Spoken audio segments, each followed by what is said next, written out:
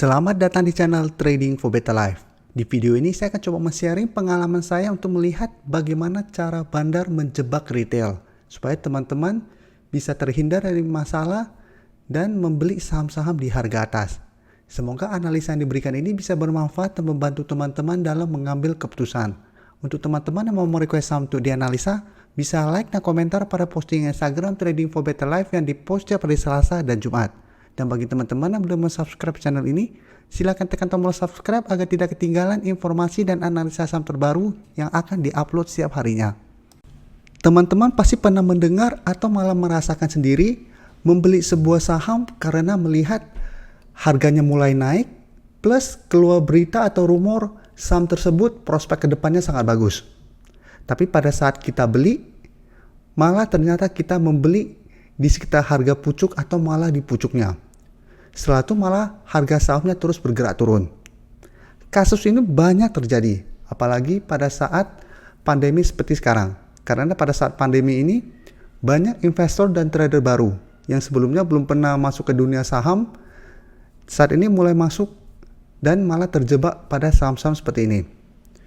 Untuk supaya kita tahu gimana bandar menjebak retail, kita pasti harus fokus pada bandarmologi. Jadi untuk teman-teman yang belum tahu apa itu bandarmologi, teman-teman bisa mempelajari lebih jelasnya di video di channel ini. Tapi untuk teman-teman yang sudah tahu, masih banyak yang bingung atau malah berharap ilmu bandarmologi itu untuk tahu siapa bandarnya. Atau broker apa yang jadi bandar. Padahal fungsi utama dari ilmu bandarmologi itu, kita cuma perlu tahu ini akumulasi atau distribusi. Tidak penting siapa bandarnya atau broker apa yang dipakai. Karena bandar bisa memakai broker manapun. Tapi fungsinya adalah kita tahu ini sedang akumulasi maupun distribusi. Jadi ini kita penting buat tahu supaya kita tahu ini sedang dijebak atau enggak oleh bandarnya. Contoh kasus yang saya pakai saat ini adalah saham AGII. Ini teman-teman ilmunya bisa teman-teman pakai untuk saham lainnya. Dan ini saya bagikan berdasarkan pengalaman saya memperhatikan pergerakan saham-saham yang ada pada bursa Indonesia. Untuk saham AGII, teman-teman bisa tahu sebelumnya pergerakan volume transaksinya sangat kecil atau malah tidak ada. Dan pergerakannya memang masih sideways. Dan jika kita lihat pada tanggal 11 Januari sampai tanggal 19 Januari, saham AGII naik sangat tinggi. Pada saat kenaikan dari 11, 12, dan 13, teman-teman bisa lihat volume transaksinya sangat kecil. Jadi untuk menaikkan harga dari 1000 ke minimal ke 1400 tidak memerlukan lot yang banyak. Pada saat mulai naik, baru keluar berita saham ini mendapatkan keuntungan dari akan diadakannya vaksin. Pola yang dipakai ini bukan hanya ada pada saham-saham farmasi dengan adanya berita atau rumor tentang vaksin. Tapi jika kita ikutin terus, selalu polanya hampir mirip. Untuk saham-saham Bank Mini juga kejadiannya hampir sama. Harga dinaikkan dulu, setelah itu keluar berita akan dijadikan bank digital atau diakuisisi. Setelah harga mulai naik, setelah itu mulai dibuat turun kembali. Untuk saham AGII ini juga memang pada saat kenaikan itu saya tidak pernah membahas di channel saya. Karena memang selalu saya jelaskan untuk saham-saham sedang digoreng bandar atau saham-saham gorengan saya jarang bahas. Karena memang tidak bisa dianalisa secara bandarmologi maupun technical analysis untuk kita lihat dalam 1 minggu ke depan. Memang kita bisa pakai bandarmologi tapi untuk diri kita sendiri. Karena apabila saya bikin ke video, hari ini saya bilang akumulasi, besok bisa saja bandar distribusi. Atau bisa saja dalam 1 hari itu paginya dia akumulasi, siangnya dia distribusi. Tidak ada yang bisa pastikan selain bandarnya. Karena itu bandar saham-saham gorengan tidak bisa dianalisa. Jadi apabila teman-teman mau beli saham-saham gorengan silakan, tapi memang harus tahu kapan entry dan kapan keluar. Jangan sampai nyangkut di harga atas. Dan untuk ini jika kita lihat pergerakannya dari tanggal 11 sampai tanggal 19 kenaikan AGI sangat tinggi dan sempat menyentuh resisten di harga 2000. Sekarang coba kita lihat untuk bandarmologinya. Ini saya pindah dulu ke tanggal 11. Jadi ini tanggal 11 Januari. Teman-teman bisa lihat pada saat kenaikan ini, bandar malah melakukan distribusi.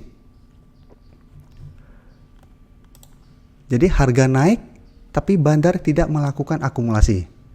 Mungkin ada yang tanya atau memang banyak yang nanya, Pak, kenapa harga bisa naik pada dia distribusi? Karena apabila bandar melakukan akumulasi di harga bawah, contohnya mungkin dia sudah akumulasi di sekitar harga 500-an sampai 600. Tapi karena volume transaksi sangat kecil dan tidak ada retail yang mau beli, tidak ada gunanya dia akumulasi terus tapi harga tidak akan naik. Setelah dia merasa akumulasi dia udah cukup, baru dia akan naikkan harganya. Karena itu harga pada saat kenaikan dari tanggal 11 ke 13 hanya memerlukan lot yang kecil. Jadi apabila kita bandingkan volume transaksi pada tanggal 11 sampai tanggal 13 plus dari tanggal 14 sampai tanggal 19, volume transaksinya hampir 2 sampai 3 kali lipat. Jadi menaikkan harga 3 hari ini walaupun lumayan tinggi persentasenya tidak memerlukan lot yang banyak. Jadi bisa saja contoh dia sudah akumulasi 1000 lot, dia menjual kita anggap 200 lot untuk menaikkan ke harga ini. Dan pada saat kenaikan dari tanggal 11 ke 13 sudah ada keluar berita bahwa prospek atau proyeksi AGI ke depannya. Yang keluar berita bahwa saham ini bagus, proyeksi ke depannya bagus dan lain-lain. Ini akan membuat retail masuk untuk membeli saham-saham ini. Pada saat retail sudah mulai masuk, bandar sudah tidak perlu memerlukan banyak kekuatan untuk mendorong ke atas. Karena retail sudah mulai masuk, dia tinggal ikutin harganya naik. Jadi teman-teman jika teman-teman lihat, pada saat tanggal 12 pun, ini masih distribusi. Atau ada yang bilang ini tidak akumulasi, tidak distribusi. Tapi paling tidak ini tidak akumulasi. Jadi harga tetap naik, tapi tidak ada akumulasi. Jadi hanya melempar-lempar barang supaya harga naik.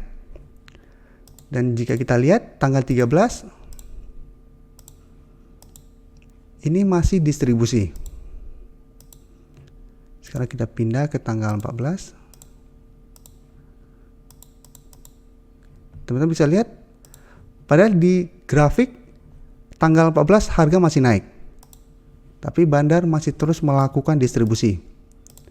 Sekarang tanggal 15, teman bisa lihat ini masih distribusi. Jadi kenaikan dalam 1 minggu terakhir kemarin pada saat tanggal 11 sampai tanggal 15 ini murni distribusi, tidak ada akumulasi. Jadi pada saat kenaikan ini bandar tidak ada akumulasi pada saham-saham ini, malah distribusi terus supaya harga naik. Ini yang membuat saya selalu bilang utama saya itu technical analysis. Saya membeli bukan karena bandar melakukan akumulasi dan saya tidak menjual karena bandar melakukan distribusi. Karena di ilmu bandarmologi bukan hanya ada akumulasi maupun distribusi. Ada yang disebut markup, ada yang disebut markdown. Ini yang disebut markup, harga dinaikkan, harga di markup. Jadi harga dinaikkan tapi bandar malah melakukan distribusi. Apabila kita contoh pada saat kenaikan ini bandar distribusi kita langsung menjual, pada harga terus naik dan kita mungkin akan menyesal. Karena memang pada saat kenaikan sampai harga 2000, bandar masih distribusi. Tapi jika kita lihat secara teknikal, dia masih gagal break dari harga 2000. Jadi kita tahu pada saat kenaikan ini jebakan. Tapi jebakan selalu saya jelaskan, apakah bandar melakukan distribusi kita tidak entry, selama teknikal masih menandakan bisa buy, masih bisa entry. Karena pada saat ini, jika kita lihat teknikal, AGI baru rebound dari garis EMA 50. Setelah itu masih terus bergerak naik. Jadi ini memang secara teknikal ini masih buy.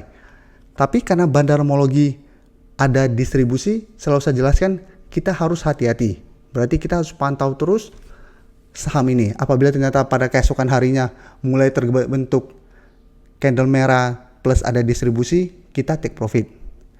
Contohnya pada saat kenaikannya kita beli, besoknya masih hijau, kita tetap hold.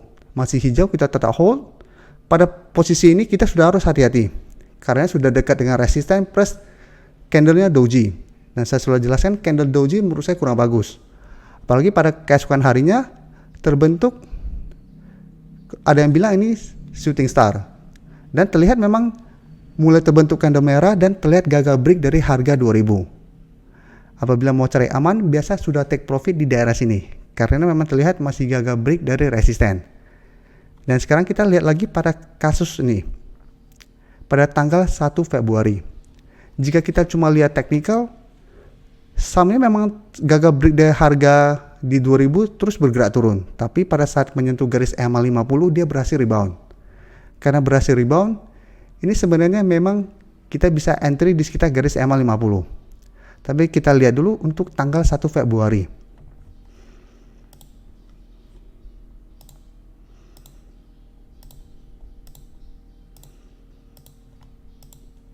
Teman-teman bisa lihat pada kenaikan tinggi 1 Februari bandar malah melakukan distribusi.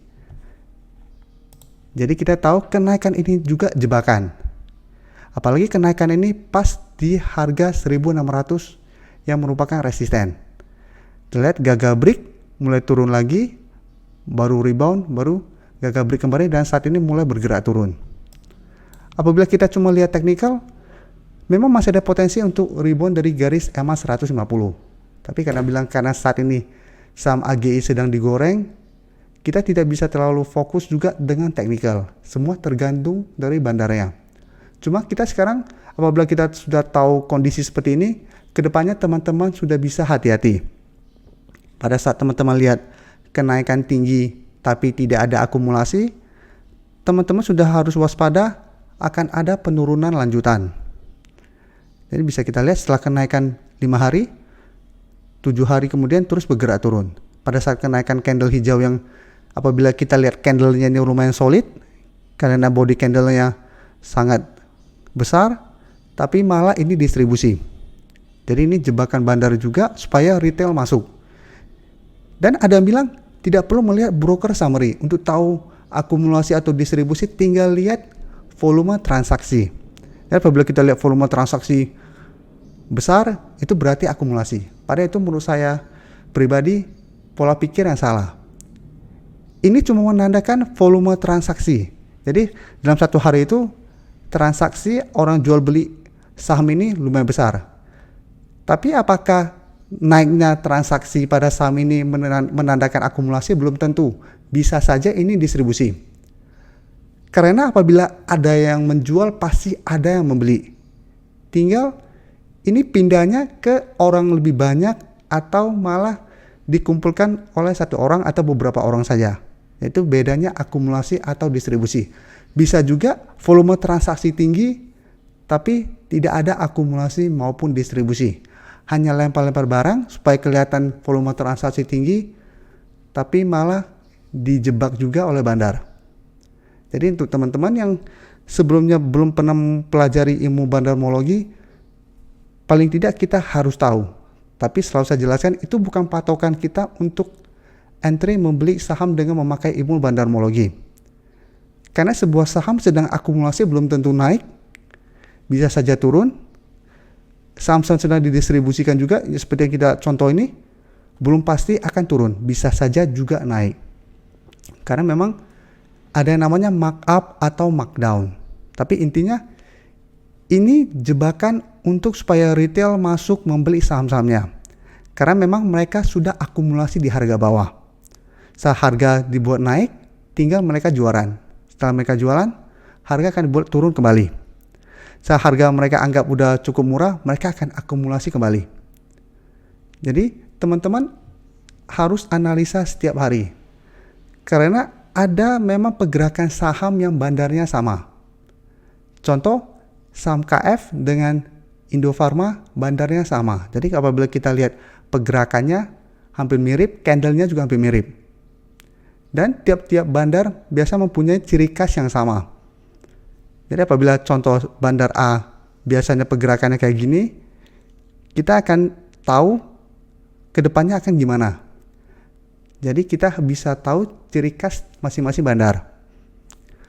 Apabila teman-teman tanya, pada saat bursa berjalan gimana kita tahu pergerakan bandarnya?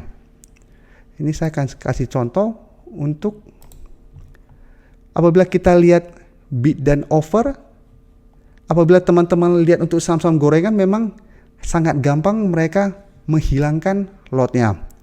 Contoh, saat ini tiba-tiba bidnya tebal, volume offernya kecil, langsung dihajar naik tinggi. Tiba-tiba volume untuk atau lot untuk bidnya hilang semua. Paling tinggal satu-satu atau malah ada yang bidnya angkanya nggak berurutan. Contoh 4.290 bisa-bisa langsung ke 4.000. Ini contohnya saja. Bisa-bisa langsung mereka jual ke harga 4.000. Jadi harga langsung yang naik arah ke 25% bisa-bisa langsung turun minus 2% atau 3%. Ini untuk saham gorengan. Untuk saham-saham yang bukan gorengan atau yang blue chip, apakah bisa digoreng atau bisa dimainkan bandar? Tetap masih bisa. Apabila teman-teman lihat pergerakan BBRI pada hari Kamis kemarin, pergerakan BBRI jika teman-teman lihat selalu ketahan di 4.300.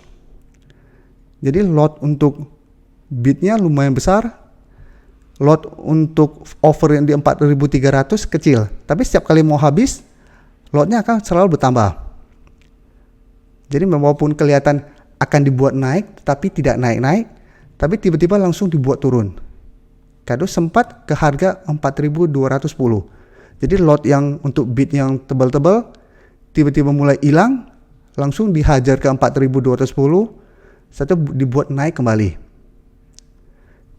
Ini untuk saham gorengan teman-teman bisa lihat contohnya ini. Teman-teman bisa lihat volume transaksi pada hari itu baru 19. Jadi cuma jual beli 19 lot.